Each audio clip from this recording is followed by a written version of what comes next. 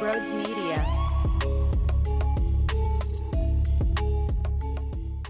I got the Phillies itch. I got to be honest with you. I'm thinking about pitchers and catchers. I'm thinking about spring training. I'm thinking about Bryce Harper walking up to the dish when his music's playing and CBP's going nuts. People are shit-faced crushing IPAs in the hot-ass sun, sweating their balls off, and the Phils go and win 6-2 against those stupid-ass Mets. All right, that's what I'm thinking about this morning. So let's talk about it, huh? All right, so with Dave Dombrowski, the real question becomes, are you upset with him? Are you disappointed in him? Outside of re-signing Aaron Nola, which was a big-time move, may I add, but outside of that, been a little quiet. For a while there, though, it was quiet all around baseball. People were waiting for Shohei Ohtani. The Dodgers get everybody and their mother. The Braves did something, though. They went out and tried a Chris Sale acquisition.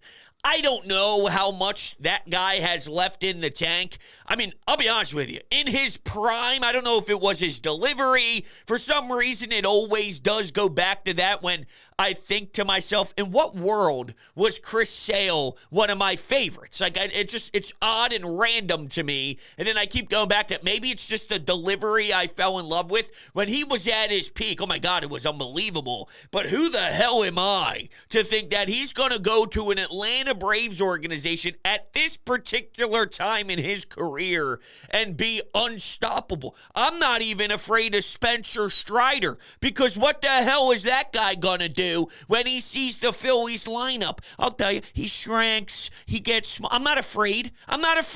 I could beat that Brave squad any single day. All right, that's how the Phillies approach it, and that's why I have this internal debate on, okay, do they have to win the division this year so they can sit back and relax while other teams compete in the first round of the playoffs to get to you? And then I know what's coming. Well, when they change the format, the teams that sit back, shut up. I want rest. I want to set up my rotation. I want Zach Wheeler to have the ball. I want him to be as healthy as humanly possible. I want these guys to kick it while others are working hard. And like the Braves failing, just because they failed doesn't mean I have to apply that to the Phils. Because one year they didn't do the simulated game. Then they tried the simulated stuff. And either way, they don't know how to come up close, because their number one guy, Ronald Acuna Jr., plays at a 50% clip. Remember that whole debacle out in the outfield? Here's JT running around the bases. He's half-assing it and lollygagging around. And if Snitker wants to play Tommy Toughnuts, that's great. You can do whatever you want to do. But reality is, that's not a winning player. As great as he is, that's their problem, not winning the division. So I do kind of want to demand this damn team to take that next step and not just start out super slow and then end up in a wild card spot eventually. I don't want to do that. I want to grab these 162 by the balls and go out and make a damn statement. That's what the Houston Astros do year in, year out, and then they're playing in the NLCS, and then they're playing with an opportunity to win a damn World Series. I want that.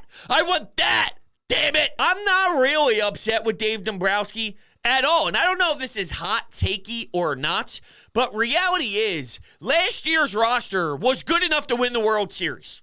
They didn't win the World Series, but roster construction-wise, they were good enough to win the World Series. They're significantly better than the Arizona Diamondbacks. And then they could have absolutely won in the World Series.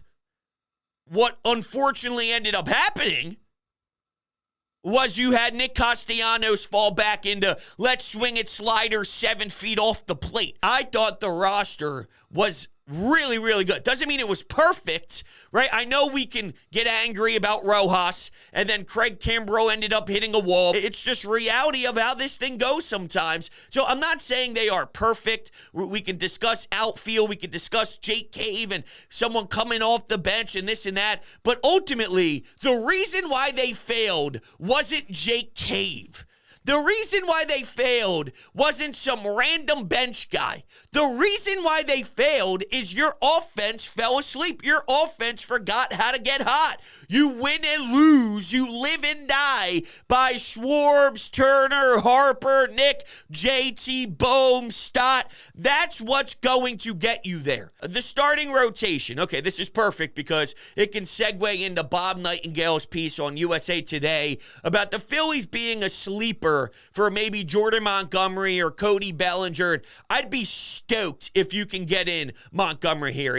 Just a polished pro. He seems to be calm, poised. There's this veteran presence that he brings. And if you could slot that in between an Aaron Nola and a Ranger Suarez, that's a damn good rotation. A damn good rotation. I would love Jordan Montgomery. I think that's a stellar move. I just don't know how much reality is involved in this piece, only because it was also mentioned later on down in the article that unless there is something that changes with the asking price or anything other than that, the Phillies aren't ready to pounce and be that sleeper. Well, what's going to change? Their agents are Scott Boras. You know how to work with Scott Boras, don't you?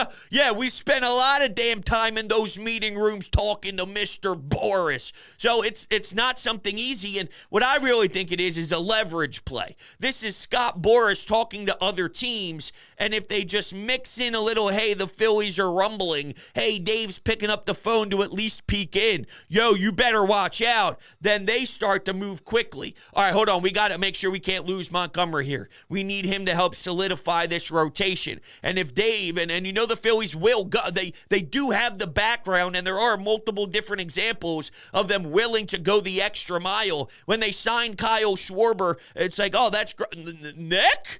And Nick? Nick Castellanos too? So nothing's going to stop them. Now the alarms are starting to go off in their respected buildings. Maybe it pushes them to not get outbid and to also move at a quicker speed. And the Bellinger thing, I keep going back and forth. If you asked me a week ago, I probably would have been more out on it. Now I might be a little more in on it. Is he a 307 hitter? No. Could he be a 26 bomb guy? Yeah, absolutely. All right, so here's some of his other batting averages, though, in his career. He hit 210 the year prior. He hit 165 when a lot of individuals were writing him off. And then it was more along the lines of 260, 267. There was a 240 or so in there. I don't think he's a 300 hitter. I also don't think he's a 165, 210 guy. If you could live in that 240 range with that pop, well then, yeah, no doubt about it. I would like Cody Bellinger, and you can totally convince me to give it a whirl here. For a while there, one of the reasons why I was more down on it, I just wanted a right-handed bat because you're losing Rhys Hoskins, who goes to Milwaukee. And I feel bad for him because the second he signed to Milwaukee, they're sending off Corbin Burns to the Baltimore Orioles. But that's another reason why I think some fans are mad and angry at Dave. Could you go get Corbin Burns? And I guess, I have so much faith in Dave Dombrowski. He's such a smart baseball mind. He's built winners in multiple different organizations and competitors, serious World Series contenders in places like Detroit. So he's done it all, man. This guy is a winner, and I would have to imagine there's circumstances on why they didn't get Burns. But it's not for a lack of calling. It's not for a lack of discussing.